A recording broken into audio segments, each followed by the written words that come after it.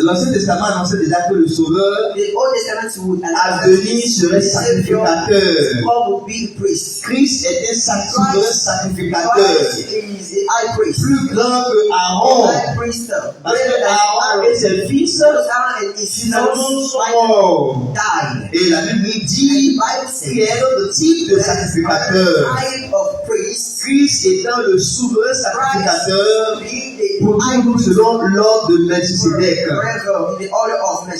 Donc il est le seul. Et il fut le seul à être déclaré grand souverain sacrificateur. Si nous remontons un tout petit peu au verset 14, c'est ce que tu viens de lire. Il est dit au verset 14, et ainsi, puisque nous avons un grand souverain sacrificateur qui a traversé les cieux, Jésus le Fils de Dieu, demeurons fermes dans la foi que nous professons. Donc il est le seul grand souverain sacrificateur au-dessus de Aaron selon l'ordre de Melchisedec. Alors, les principaux devoirs du souverain sacrificateur sont liés à l'adoration et ils sont liés à l'intercession. L'adoration et l'intercession. Nous savons que le sacrificateur, il a même pas pour fonction d'aller devant Dieu dans le temple.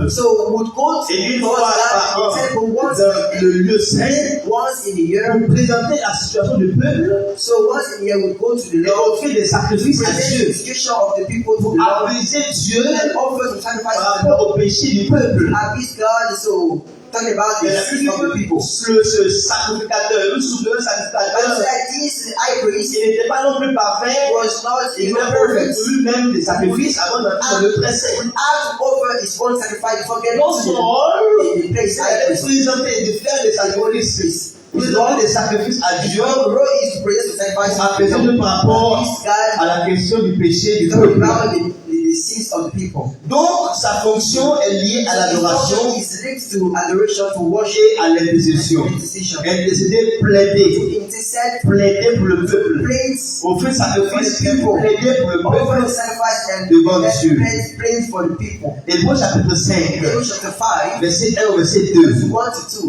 Hébreux chapitre 5, verset 1, verset 2. Alors, tu vas s'il te plaît. Oui, en effet, le souverain sacrificateur peut diminuer les hommes et établir pour les hommes dans le service de Dieu afin de présenter des offrandes et des sacrifices pour les péchés. Verset 2. Il peut être indulgent pour les ignorants et les égarés, puisque la faiblesse est aussi son partage. Voilà, on parle de souverain sacrificateur selon les hommes, d'accord? Ce qui n'est pas le cas, n'est-ce pas, de Jésus-Christ. Donc Jésus-Christ, notre souverain sacrificateur, doit être au centre de notre culte d'adoration et nous rendre acceptable devant Dieu. Comme sacrificateur, il vit à toujours pour intercéder en faveur de ceux qui s'approchent de Dieu par lui. Hébreux 7, verset 25. Hébreux 7, verset 25. C'est aussi pour cela qu'il peut sauver parfaitement ceux qui s'approchent de Dieu par lui, étant toujours vivant pour intercéder en leur faveur. Donc, c'est ce qu'il fait en présentement. C'est sa mission actuelle. Après, n'est-ce pas, la tâche de la mission de médiation.